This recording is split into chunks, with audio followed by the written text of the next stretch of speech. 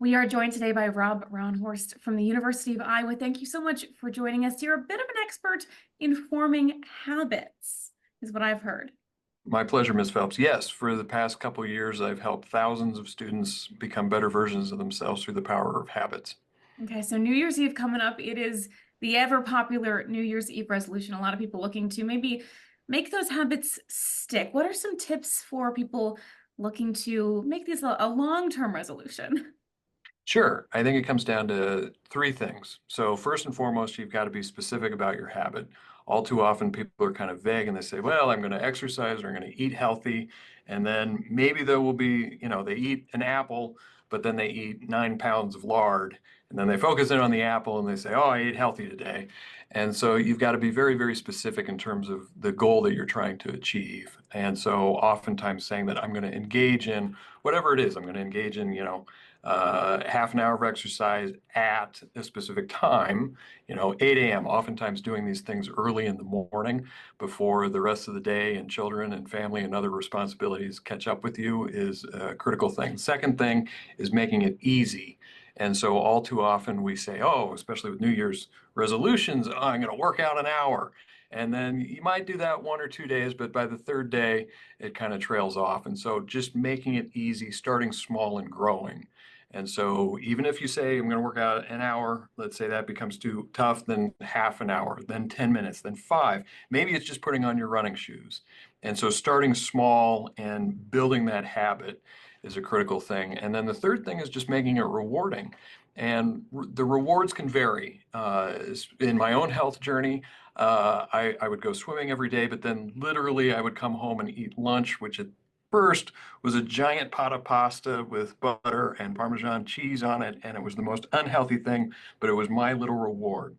And so, yes, sometimes it can be a cookie or a pot of pasta or whatever it is, at first to, reward yourself for doing the right thing. And then with time, oftentimes these habits become rewarding in and of themselves. If it's exercise, your body starts changing, you start feeling good about yourself. And so it can be self-rewarding in just doing the habit itself. I've heard that you've tested this out on some of your students. Can you tell me what that looks like? Sure. So for past, I think, 6 years, I've done what I call a habit assignment. And so on a weekly basis, I'll ask students, what's a habit that you want to do daily? Did you accomplish your habit last week? Yes or no? And then why or why not? And that simple prompt on a weekly basis with now thousands of students, I'll get anywhere from 66 to 75% of them will achieve their habit on a daily basis. And these habits, again, it's the aggregation of marginal gains. It's these little tiny things that add up over time. And so over the course of 16 weeks, I've had people quit smoking. I've had people drop 20 pounds in 16 weeks. I literally just got a post on LinkedIn last week telling me about how they started running, and within 11 months, they ran the New York City Marathon. And so just little tiny things that done on a daily basis can add up to a new version of yourself. Wow. That opportunity, offering that format maybe to your students is that helpful, having someone helping you with these habits, or at least offering you the chance. Yes, absolutely. Accountability is really critical. And so if you can tell it to your friends or your family or your spouse and have kind of a partner along the way, that's very powerful.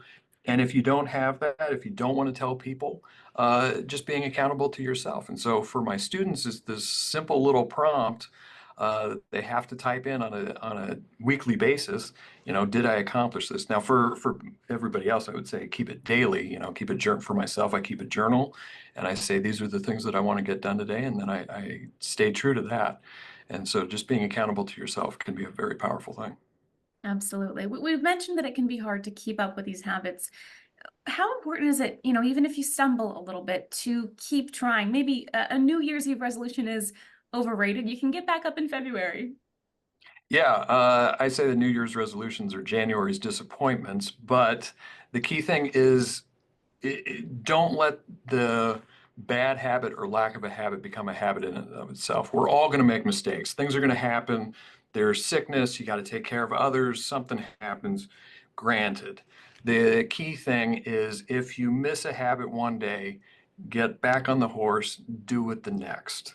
Because if you miss it a second day, a third day, a fourth day, then that becomes the habit. And so, sure, we miss these habits and, things happen, but then don't let the lack of a habit or the bad habit become a habit in and of itself. Are there any other tips or tricks that you think people should know about? Biggest one is availability. If you make it available, you'll probably do it.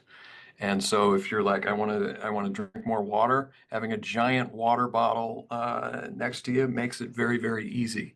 If you're like, you want to eat better, then stocking your kitchen and refrigerator with food that you want. For me, my my weakness is ranch wheat thins. If you give me a box of ranch wheat thins, I will eat the entire box, and I know this. So I tell my wife, don't purchase them, and I don't purchase them. And then I've got a drawer full of apples, and so when I want a little snack, I get one of the apples. And so just making the positive habits that you want in your life easy to do and available, it's a critical thing. There is something there about knowing yourself and the importance of that too. Absolutely. I mean, another thing is just awareness, right? And so being aware and being true to yourself and saying that these are the areas that you want to improve upon, that's a powerful starting point, right? And so New Year's resolutions, even though I'm kind of anti-New Year's resolutions, I'm very positive towards goals. But the critical thing, as Nike says, is just do it. It's the action behind the goal and doing these things on a daily basis that will make you a better you. All right, Rob, thank you so much for all the help. Thank you. All right. That was great. I mean, I am shocked with the quitting smoking and the running a Yeah, yeah, yeah, yeah. marathon. No, I mean, Those are some it incredible honestly, testimonies. it's the most powerful, like, as a professor, I never would have thought it. And when I first started doing it, I thought it was too, I don't know what the word is, but it was too out there, shall we say.